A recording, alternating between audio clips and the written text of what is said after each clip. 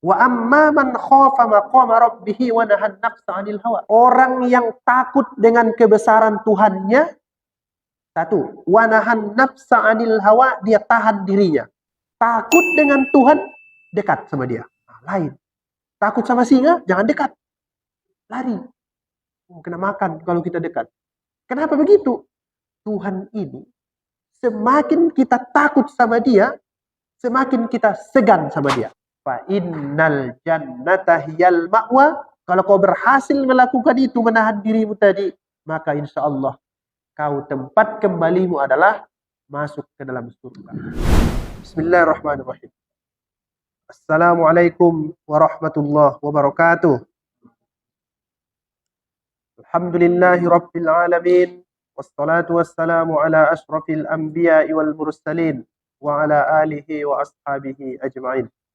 Subhanaka la ilma lana illa ma 'allamtana innaka antal alimul hakim. Bapak Ibu yang saya hormati, kita akan mempelajari pada malam hari ini surah An-Nazi'at ayat ke-37 sampai ayat 41. Bismillahirrahmanirrahim. Fa amma man tagha wa asaral hayatad dunya fa innal jahima hiyal ma'wa. Wa amma man khafa maqama rabbih wa nahan nafsa 'anil hawa fa innal jannata hiyal ma'wa. Yang mau kita pelajari, mudah-mudahan bermanfaat untuk kehidupan sehari-hari. Adapun orang yang melampaui batas, fa amma man togo artinya melampaui batas. Wa asarul hayatad dunya, asarul hayatad dunya artinya lebih mengutamakan kehidupan dunia.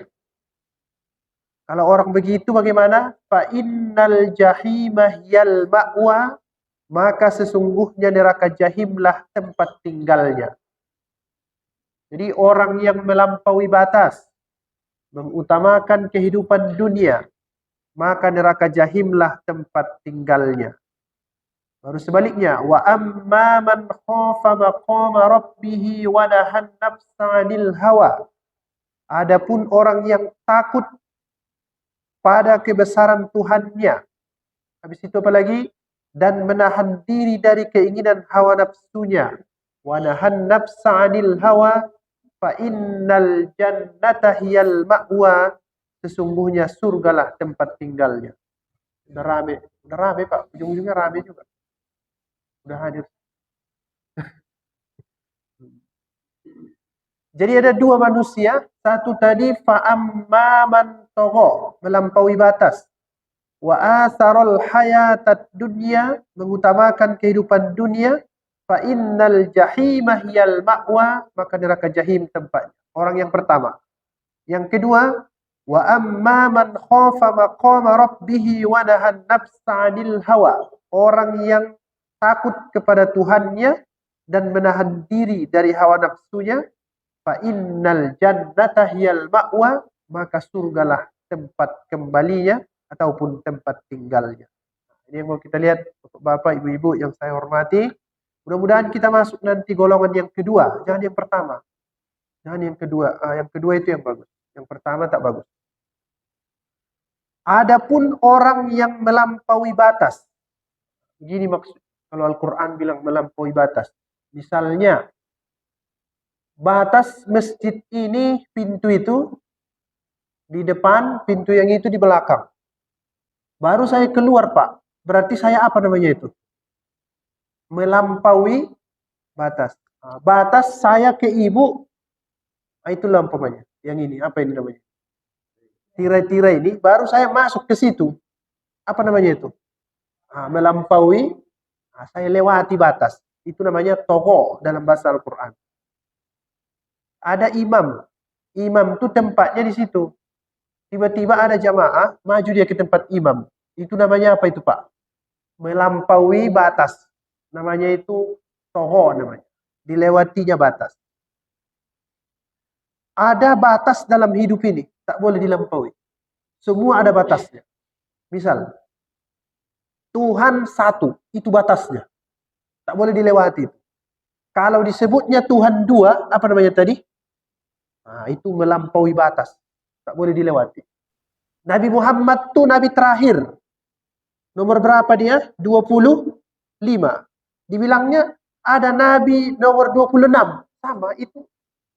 Apa namanya Pak? Melampaui batas. Nah, itu semua tokoh dalam bahasa Al-Quran. Jadi dalam hidup ini pun ada batas-batas. Semua begitu. Ada aturan. Misal, sholat zuhur 4 rakaat. Dia buat 5. Tokoh. Melampaui batas. Sholat subuh itu 2 rakaat. Dia buat 3. Tak boleh. Namanya itu apa? Melampaui batas. Nah, begitulah. Dalam hidup ini begitu. Dia seorang istri. Tapi dia berperan menjadi suami. Sama itu. Namanya itu apa? Melampaui batas. Apa contohnya? Dia suami. Pakai rok dia. Itu melampaui batas. Karena rok itu pakaian siapa itu? Perempuan. Melampaui batas. Banyak dalam hidup begitu. Kata dia, orang yang angkuh terhadap Tuhannya. Pertanyaannya, yang boleh angkuh sombong itu siapa? Tuhan.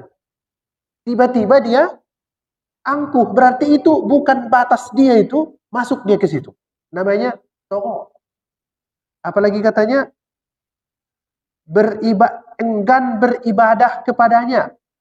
Yang tak wajib beribadah itu siapa? Tuhan. Kita wajib beribadah. Itulah batas kita. Baru tak beribadah kita. Namanya itu apa? Sekali lagi namanya tokoh. Melampaui batas. Nah, bapak-bapak, ibu-ibu yang saya hormati, ada juga yang menyebut aso. Arti tokoh itu aso. Apa arti aso? Maksiat.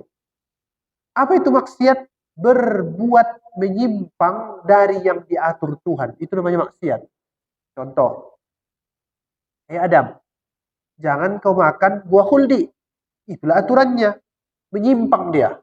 Dia pergi ke sana, baru dia makan. Namanya itu aso. Makanya dalam Al-Quran disebut, wa aso adamu rabbahu faghawa. Adam itu maksiat. Nah, maksiat dia kepada Tuhan, dan dia gowa. Lupa, lalai dia. Melampaui batas dia. Dimakannya khuldi. Sajaratul khuld. Nah, bapak-bapak, ibu-ibu yang saya hormati, coba renung-renungkan dalam hidup ini, ada nggak yang kita melampaui batas? Banyak itu. Kadang kita bukan lagi kerja kita, bukan urusan kita, kita urusi. Banyak dalam hidup ini. Sering kita lakukan. Fa'amma man tagha. Saya mau jelaskan begitu. Melampaui batas ini bertingkat-tingkat.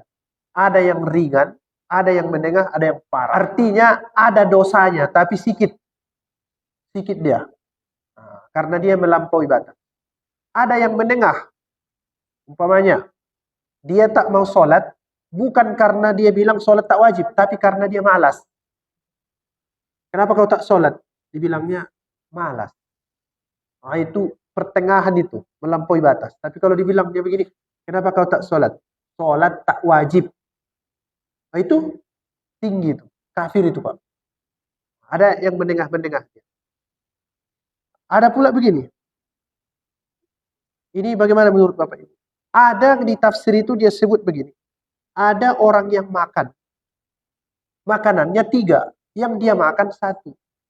Itu melampaui batas atau tidak? Nah, ini renungkanlah. Di kafe-kafe itu kita bagaimana sekarang? Entah apa-apa yang kita pesan, baru yang kita makan, sama dengan berbuka puasa, banyak kali bukaannya. Nah, banyak bukaannya. Pas yang dimakan, 1. Melampaui batas. Tapi ini yang apa ini namanya? Ringan-ringan saja. Jangan nanti gara-gara ini tak ada bukaan lagi. Nah, Bapak Ibu yang saya hormati, apa maksudnya? Begini. Manusia ini sebenarnya, kalau dia mau sempurna dalam beragama ini bisa. Sempurna. Saya tak mau yang aneh-aneh, bisa. Nah, bagus sekali lah itu. Tapi itu biasanya para aulia yang bisa itu. Sedikit pun tak ada salah. Sempurna dia 1 hari. Ya saya tak sampailah ke tingkat itu, yang pertengahan lah. Nah, itulah tadi. Yang bukaannya banyak, tapi dimakannya 1. Tak apa-apa itu. Cuman ringan-ringan aja itu masalah. Iya. Ada dulu guru saya di pesantren cerita. Ada orang buka puasa, saking rakusnya, semua makanan ada di depannya.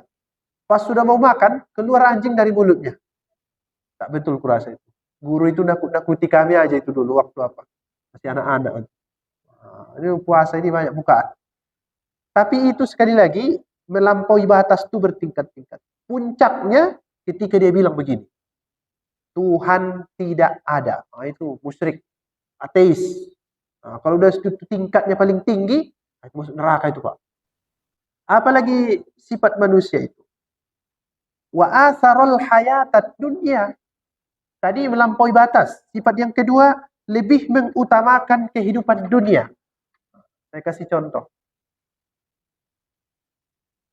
Bukan begini ya Pak. Jangan dipahami kalau seseorang beli mobil mewah itu mengutamakan dunia.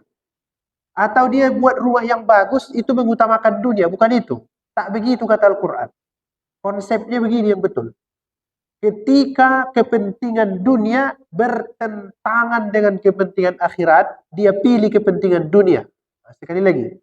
Ketika kepentingan dunia bertentangan dengan kepentingan akhirat, dia pilih kepentingan dunia. Bertentangan. Harus bertentangan. Kalau tidak bertentangan tak apa-apa. Misal, dia beli mobil mewah, duitnya halal. Boleh apa tidak?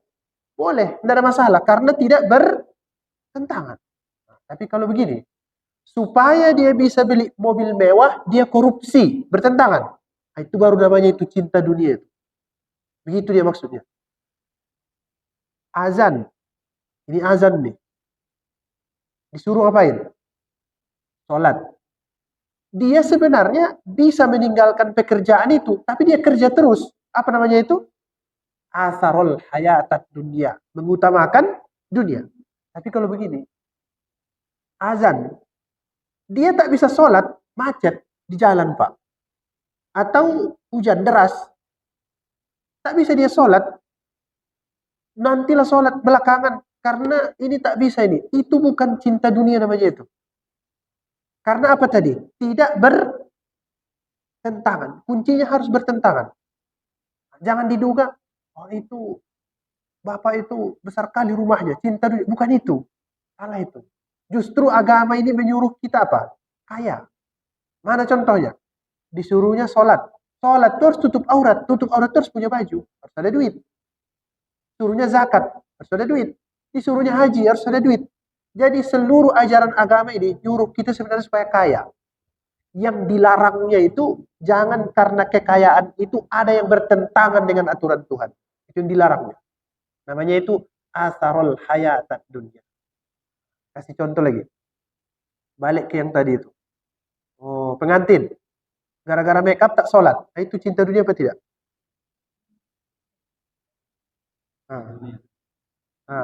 Ayo. Masih itu cinta dunia. Karena dia bisa itu meninggalkan itu supaya dia sholat zuhur. Bisa itu. Tapi kalau sudah tak bisa, itu tidak apa-apa. Tidak ada masalah di situ. Ada orang tak ada duitnya.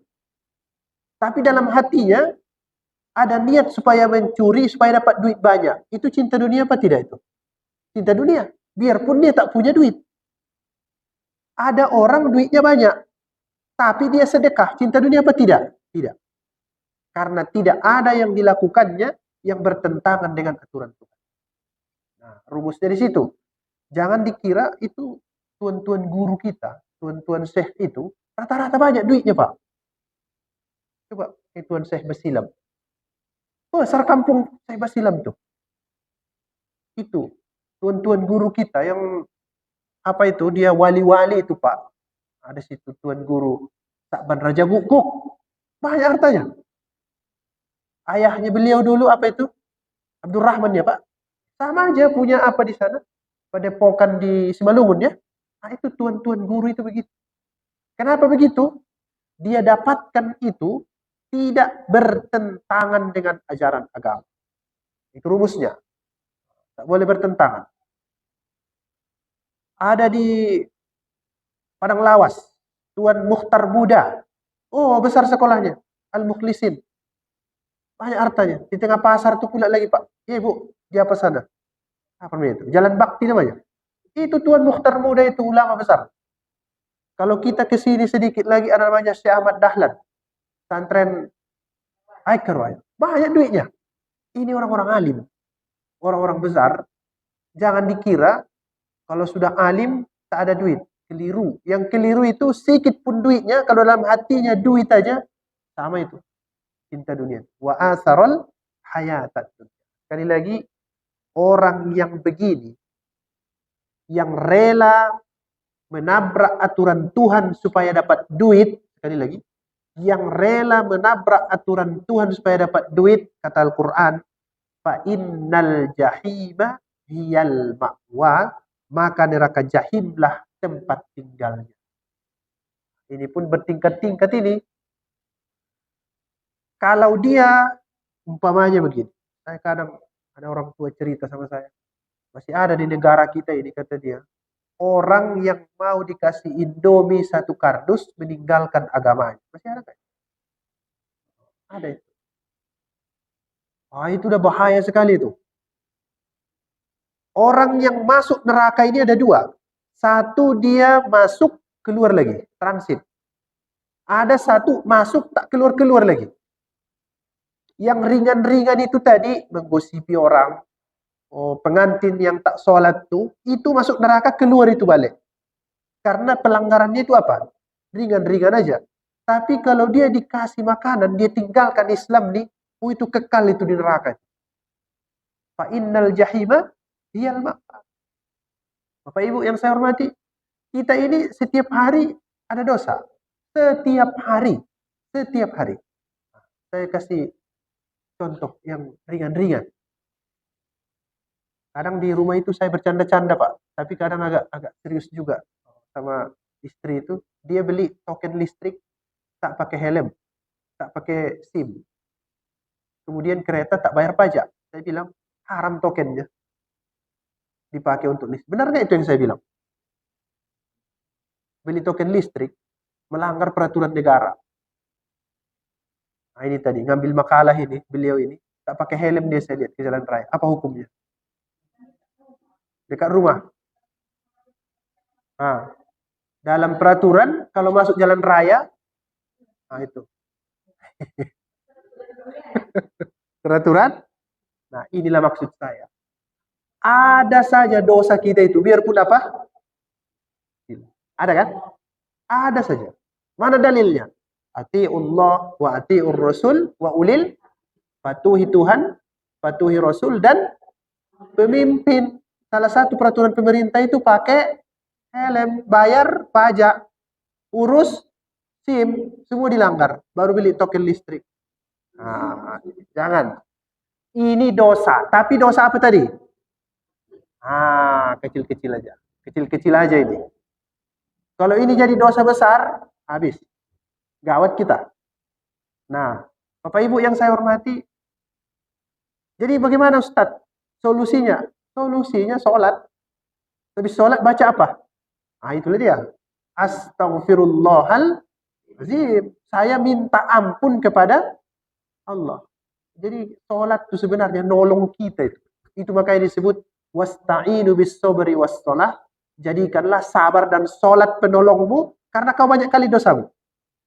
Nanti pas sholat itu hilanglah itu dosa-dosa kecil yang tadi. Jadi siapa yang ditolong sebenarnya? Kita. Jadi kalau tak sholat berarti tak mau ditolong. Itu kesimpulan. Nah, Bapak Ibu yang saya hormati, orang yang kecil-kecil tadi dosanya bisa masuk neraka kalau lebih banyak, tapi dia keluar balik. Tapi kalau gara-gara dia tak pakai helm ke jalan tuh, habis tuh kalau misalnya adalah dosanya. Habis itu sholat dia hilang dosanya. Hilang dosanya. Kata Al-Quran, wa yadra'una bil hasanatis sayyi'ah.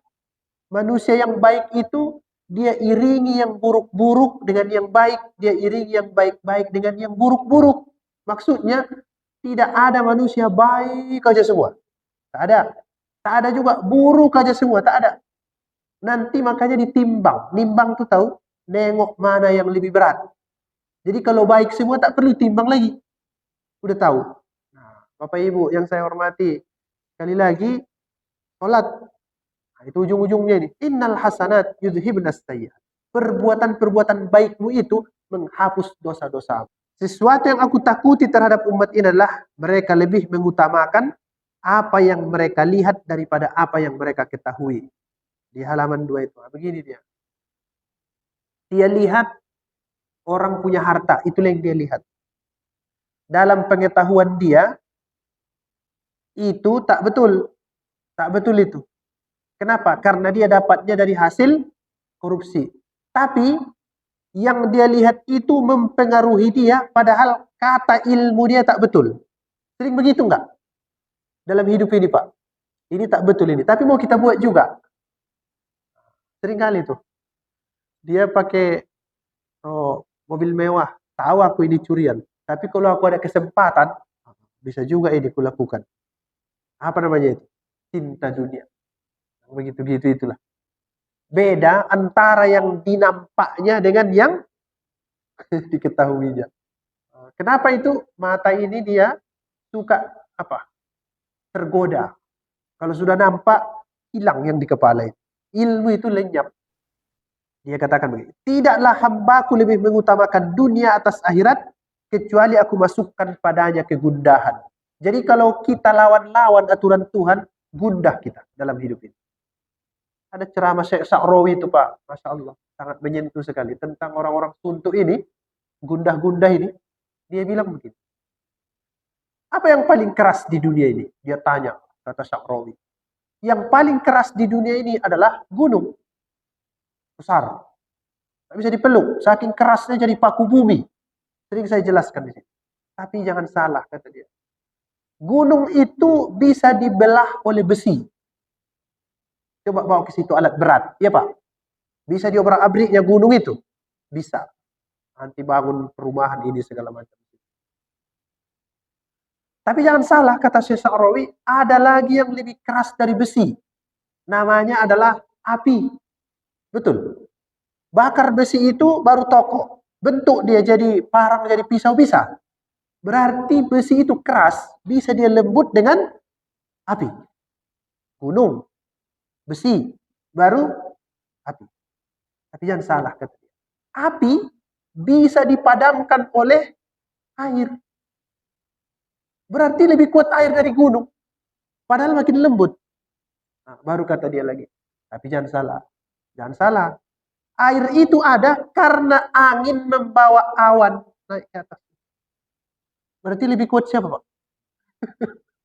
Lebih kuat lagi angin. Bahkan kata Sya'rawi itu, angin itu bisa membelah awan. Betul itu?